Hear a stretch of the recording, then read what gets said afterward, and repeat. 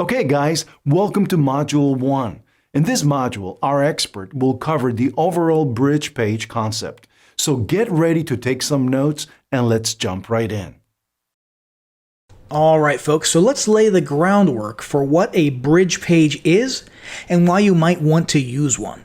So with traditional non-email affiliate marketing, you'd generally be doing something like the following.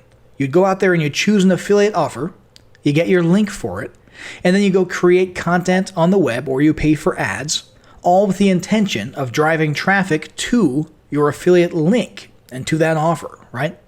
And then you'd sit back in hopes of making some sales and commissions from at least a small percentage of that traffic. Traffic that you worked really hard and really long for, or that you spent a good chunk of money on. And that last part there is the concern that led to the development of the bridge page concept. You see, if you're sending traffic directly from your traffic sources, and remember, this is non-email traffic we're talking about. If you're sending traffic directly to the offer, you're basically wasting a ton of effort or money.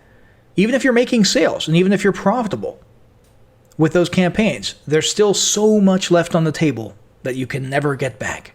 Because the vast majority of that traffic that you worked so hard to produce and to drive will not buy. We already know that, right? The vast majority of people will go to a sales page and leave without buying. They'll leave the offer page and you'll never see them again. And the idea behind the bridge page is that's your traffic. You worked hard for it. You put in the hours or the effort creating content to drive it. Or you invested your money to pay for that traffic. So it's not right that 97% of it should just disappear off into the ether. Now with a bridge page, you maintain positive control of that traffic initially, and you capture a large percentage of those people, of those visitors, as leads before redirecting them to the offer. Okay, you add them to your email list, to your tribe, so that you can then market to them later, market to them with follow-up emails, sort of re-encouraging them to buy that particular offer that you were promoting in that campaign, and market to them, forever with as many relevant offers as you want for as long as they stay on your list. Does that kind of make sense? It's your traffic paid for either with money or effort, and you deserve to have more chances later on to monetize it. So that's why this whole bridge page concept exists. And your list is arguably your most important asset. And if you invested to drive traffic, then a good chunk of that traffic should end up on your list. So let's see what a bridge page operation actually looks like when you map it out. So here's your traffic. Let's say it's from paid ads or YouTube videos or whatever. And over here is the affiliate offer that you've chosen to promote and that you have an affiliate link for. And rather than sending your traffic directly to that link and to that offer, you stick this page in the middle. This is the page that you send your traffic to. And on this page, you basically offer something of value in return for them typing in their email address. And you set up the page and the email opt-in form in a way that it then redirects them after they've filled out the form. Okay, it redirects them to your affiliate link for that affiliate offer. So boom, you've captured leads and you're instantly monetizing those leads by directing them to the affiliate link. Does that kind of make sense? Now there's a couple different ways to do this and varying opinions on the best way. And number one is the totally minimal, hands-off, less friction method. That's what we'll call it for our purposes here. And in this method, you do and say barely anything on the bridge page. You have like one headline, maybe about what you're sending them to. Like, let's say the affiliate offer is for a video creation software. And the headline might say, want to see the easiest video creator ever made? And then there's the email address or the form or the button, which brings up the email address in a light box or pop-up, which is probably the more common type of landing page that you see today. Not a lot of words, not a lot of images, not a lot of branding, right? And that's it. They see that headline and they click the button, submit their email address, and then boom, you send them off to the offer. Now the argument here is that the less you do and show and say on that page, the higher your opt-in rate will be, the more likely people are to convert and join your list. And there is some truth to that. Generally speaking, the less friction there is on a page, the less things to read and look at, and the more simple it is, the higher your conversion rate will be. That's a general rule. It doesn't always apply, but it applies in many cases. However, you have to ask yourself, what have you just done when someone does in fact go through that process? You've just added someone to your email list who has no idea who you or your company are, no idea about your brand or anything, and probably doesn't realize that they joined your list. Meaning when they get to that affiliate offer page, they probably assume that the email form that they just filled out was for the same guy or company who's making the offer, which makes logical sense, right? So when you send them a marketing email after that, if you use this method, the minimalist approach, when you send them a marketing email later, what are they going to think? They'll have no idea who you are. They'll have no idea that they joined your list or why you're bugging them. And what are you going to say in that welcome sequence? Thanks for putting in your email and letting me forward you to another business? Thanks for giving me your email in return for nothing from me? You see what I mean? There's no context for it. It doesn't make any logical sense.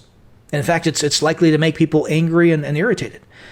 As a result, it's likely your open rates will be low, your click-throughs will be low, your affinity and your trust with this list are going to be low, your spam rate and your unsubscribe rate will be high, which all together, all that stuff combined, will lead generally to a lower deliverability, not to mention a potentially bad reputation. In other words, you could be creating a much less profitable list this way. A list that might be numerically superior because of a higher conversion rate, so more emails, but less profitable. Now, that's just one of many opinions. There are people out there who really like this method and people who don't like it. Arguably, the more profitable method would be method number 2, which is what we call the relevant angle method. And what this means is you do put yourself or your brand out there a little on your bridge page. And you do a little bit of talking and messaging on that bridge page. Specifically, not too much, but specifically you come up with some sort of relevant free offer that directly ties into your affiliate offer that you're sending them to. You would tie whatever this is. It has to be tied in with the offer that you're about to redirect them to in a reasonable and coherent way. And it's important to clearly mention on that page that you're going to be sending them this gift via email right now. And then you ensure, obviously, that you have an initial autoresponder email sequence, welcome emails, that effectively remind them about when they signed up. Because you see, after they opt in and get redirected from your bridge page, they're going to be going through that affiliate offer funnel. They're going to be going through someone else's funnel. They're going to be exposed to someone else's brand, someone else's name and face and story and videos and message. And, you get the idea. They're going to be exposed to all that. And it's probably going to be lengthy, which means they're going to have forgotten about you, at least a little bit, and you need to refresh their memory in that initial email. They need to be reminded of that moment when they were on your page, your bridge page. They don't know that it's a bridge page, obviously. But when they were on your page, and they need to be made conscious of the fact that there's a distinction between you and the other person or company that they saw afterwards, the affiliate offer that you sent them to. And that they're also getting value from you separately, value which they chose to say yes to, and which, as you promised, you're now delivering in this initial email. So all that's very important to do in those initial emails, and then make sure that you've got a solid sequence of at least 2 or 3 more emails designed to sort of welcome, indoctrinate, and solidify that relationship between you and your list. This method stands a much higher chance of building a list of leads who will actually expect your emails, open your emails, and know, like, and trust you, which means less spam complaints, less unsubscribes, healthier deliverability, and so on and so forth. So some would argue that even if method number one, the minimalist, less friction method, even if that does in fact have a higher conversion rate than the relevant angle method that we just got done talking about, it's still better to go with the latter because it'll likely far make up in lead quality what it lacks in initial conversion rates. Okay, because the quality of the list and the relationship and the trust and the open rates and all that stuff really matters. And it'll still cause a slightly smaller list to outperform a slightly larger list that lacks all of those important elements. So now that we understand the idea, the overall concept, and the intricacies of the bridge page method, let's move on to the next lesson, which will cover actually finding a product to promote and brainstorming an angle for our bridge page.